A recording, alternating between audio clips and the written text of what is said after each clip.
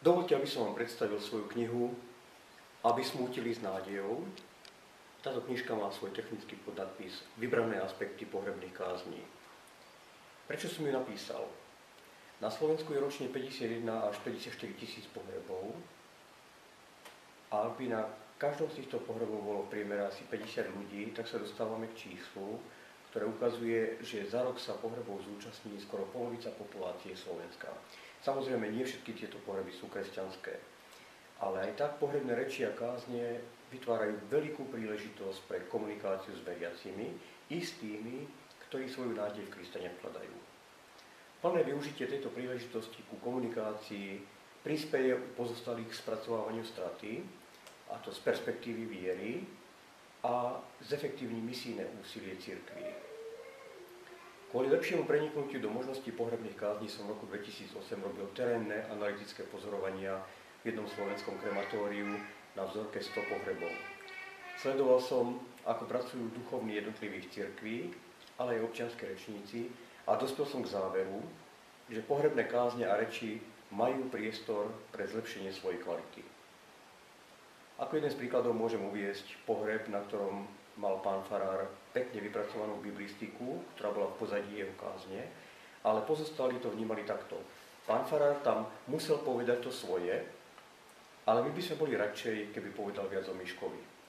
Tento dojem vznikol preto, lebo neboli schopní spojiť si to, čo povedal pán farár, so svojou situáciou.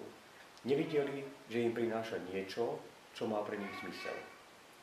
Ak si to nedokážu spojiť účastníci pohrebu, musí sa o to pokúsiť duchovný. Ale to nie je jediná črta, ktorú by bolo dobre skvalitňovať. Komu je táto knižočka určená? Knižku som písal tak, aby ju mohli čítať študenti teológie, ale aj duchovní, ktorí sú už viac rokov v pastorálnej praxi. Predpokladám, že jej štúdium študent získa predstavu, ako sa pohrebná kázne môže pripravovať, na čo má myslieť, a duchovný v praxi získa rozšírenie pohľadu na problematiku tejto časti svojej služby. To znamená, že prispieje k tomu, aby mohli mať všetky zúčastnené strany väčší úžitok z jeho práce. Čo môže čitateľ tejto knižky získať?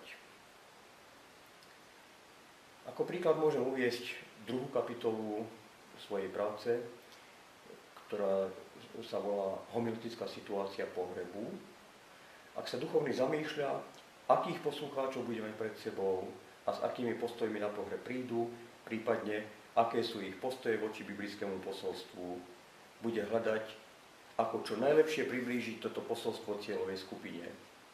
Potom je pravdepodobné, že skvalitní reálnu komunikáciu so svojimi poslucháčmi a potom ani jeho ideoví odporcovia nepovedia, to bol des, čo tam ten splietal. V tejto kapitole ponúkam konkrétne nástroje pre jednoduchú analýzu homiletickej situácie pohrebu, uvádzam otázky, ktoré si musí duchovný zodpovedať, aby jeho kázeň na pohrebe splnila základnú homiletickú požiadavku, a to je formulovať zvesť tak, aby to zodpovedalo potrebám a možnostiam konkrétnych ľudí. Inými slovami, stav, ku ktorému sa chceme dostať, nie je len vysoká kultúrna akceptovateľnosť priebehu obradu, ale najmä to, aby pozostali mohli skonštatovať, že im obrad reálne pomohol s vyrovnávaním sa so stratou, a u emocionálne nezainteresovaných chceme dosiahnuť to, aby práve pod vplyvom pohrebných kázní mohli vniesť kritérium svojej smrteľnosti do svojho prístupu k životu, aby napokon práve tým získal ich život a ich medziľudské vzťahy novú a vyššiu kvalitu. Samozrejme, toto nie je náš konečný cieľ, pretože konečným cieľom je dosiahnuť ešte viac, aby aj tí, ktorí na pohreb prídu bez viery v Boha, postupne sa otvárali v postoji voči tomu, pred ktorým sa napokon všetci skloníme. Môj kazuálno-homiletický výskum a aj táto práca úspešne prešli náročným vedeckým oponovaním. Na Slovensku to bolo významnými profesormi z katolíckeho aj z protestantského prostredia. Obsah tejto práce som prednášal v univerzitnom prostredí v Írsku, Poľsku, aj v Českej republike.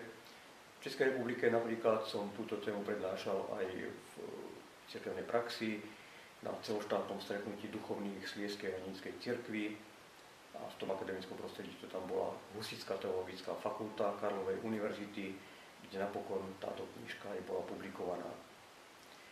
Obsah knižky nájdete skopírovaný na stránkach internetových obchodov, ktoré túto knižku ponúkajú. Od svojich čitateľov uvítam akúkoľvek spätnú väzbu. A môžu mi ju poslať na adresu môjho pracoviska albin.masaryk@umb.sk, UMB ako Univerzita Mateja Bela. Prajem vám hlboký odborný ponor do tejto tematiky a veľa skutočných úspechov v službe ľuďom, ktorí potrebujú vašu pomoc.